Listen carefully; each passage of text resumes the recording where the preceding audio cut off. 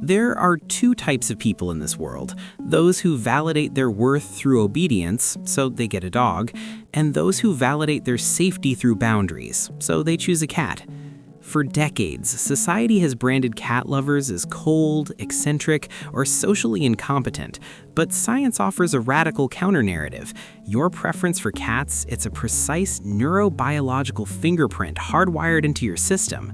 You think your love for cats is a choice, but the data suggests something far more provocative. You've been biologically recruited. From ancient evolutionary decoys to microscopic parasites that bypass your brain's fear circuitry, cats haven't just entered your home, they've clandestinely seized your emotional command center. Today, we aren't here to talk about how cute kittens are, we're here to deconstruct a paradox. Why does a rational adult willingly surrender to a creature that offers zero productivity and a total lack of humility? Get ready, this may be the most profound psychological diagnosis you've ever encountered. In a world where, if you're not loud, you're invisible, cat people are seen as a glitch in the system. But they aren't broken, they're just tuned to a frequency the rest of the world has forgotten how to hear. Pop culture has never truly known how to process this silence, so it distorts us to ease its own discomfort. It reduces the cat person to a caricature, the eccentric crazy cat lady or the cold calculating villain. But this has never been about cats, it's about the hegemony of visibility. Modern culture treats being outspoken, high energy, and constantly available as the only valid metric for psychological health. If you refuse to publicly perform your inner life, the world assumes you don't have one. But psychology reveals a starkly different truth. A lack of expression is not an emotional void, it's a sophisticated form of regulation. As a cat person, you are likely more observant than most. While others are busy generating noise, you are tracking the subtle shifts in tone, the fleeting glances, and the raw emotional undercurrents of the room. You don't rely on constant external feedback to feel secure. You don't need to prove your existence through engagement because you are inherently self-contained. What looks like detachment to the outside world is in reality a high-stakes discernment. You aren't avoiding connection, you're avoiding pointless stimulation. You refuse to let your nervous system redline just to appease a noisy world. This is the origin of the cat person myth. They think we're lost in the shadows, but in reality, we're simply standing in the dark, seeing everything they've missed. Many cat people carry a nervous system that's chronically tuned up. Your baseline isn't numbness, it's hypersensitivity. You don't just hear a sound, you feel its vibration.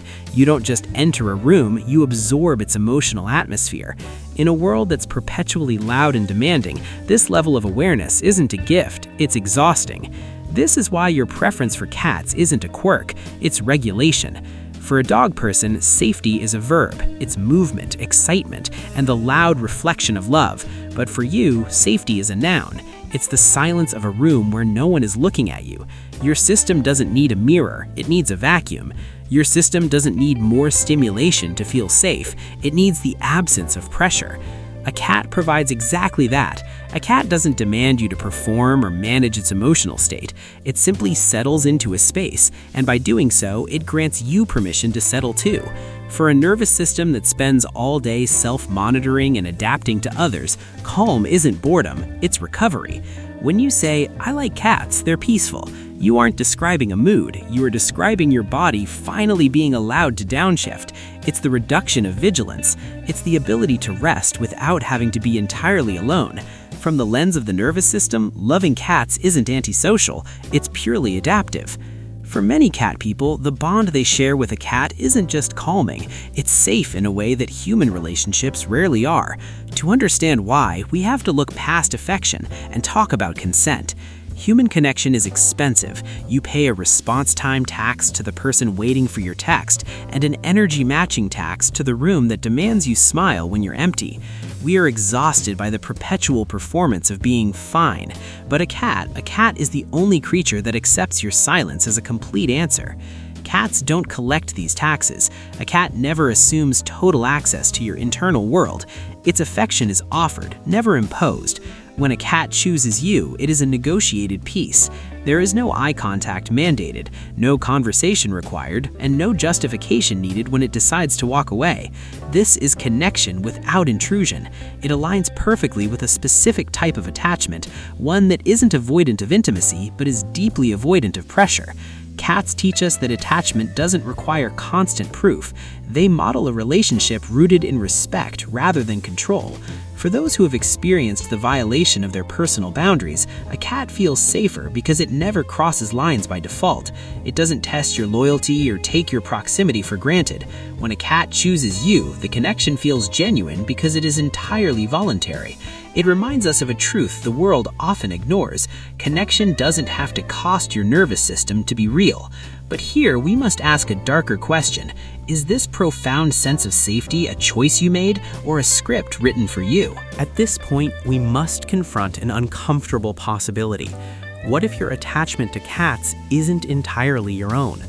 Meet Toxoplasma gondii. It's a microscopic parasite with a singular, ruthless mission. It can only reproduce inside a cat, but to get there, it must first hijack the brains of other warm-blooded hosts. In mice, it acts like a master puppeteer, erasing their innate fear of predators and replacing it with a fatal attraction to the scent of cat urine. It steers them quietly and efficiently toward their own demise, just so it can return home to the feline gut. And you might be carrying it too. A significant portion of the human population is infected. While once dismissed as harmless, emerging research suggests this ghost in the machine may be subtly rewiring us, slowing our reaction times, increasing risk tolerance, and nudging our emotional responses. The most controversial theory? That this parasite might be the silent architect of our affection. It raises a haunting question of agency.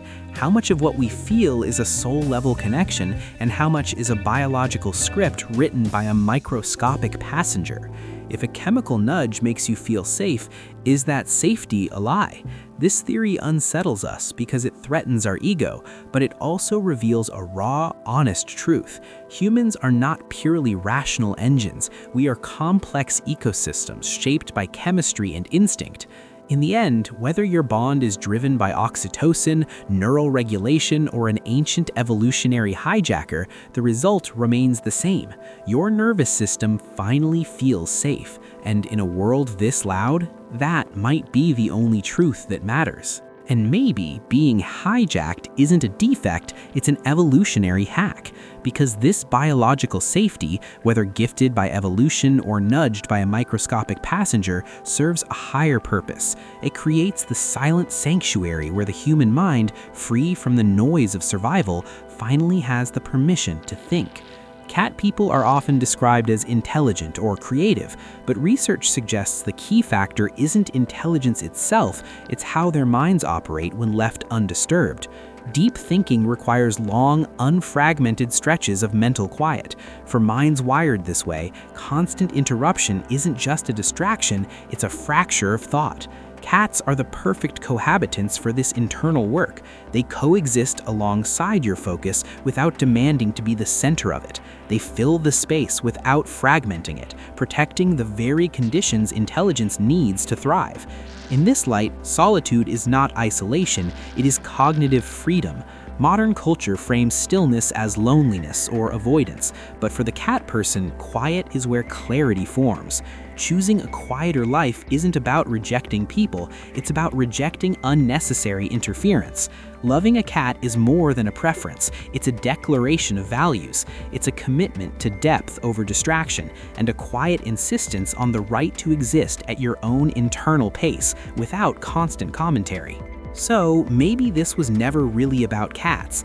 Maybe it was about the kind of nervous system you carry and the kind of world where it finally feels safe to stop running. If you are drawn to cats, it doesn't mean you are distant or cold. It means you are wired for subtlety. You are built for a connection that doesn't demand a performance, a bond where presence is enough and silence is a language, not a void. In a world that celebrates the loud and the demanding, your love for cats is a quiet act of rebellion. It's a choice to settle in an environment where nothing forces you to be faster, louder, or more available than you truly are. Cats don't test your loyalty, they respect your autonomy. They don't confuse intensity with intimacy. They simply exist with you, guarding the boundaries that allow you to feel human again. If this video made you feel seen, if it put words to the frequency you'd been living on but could never quite describe, know that you are not a glitch in the system. You are just one of the few who still knows how to hear the quiet. This channel is a sanctuary for those who experience the world deeply.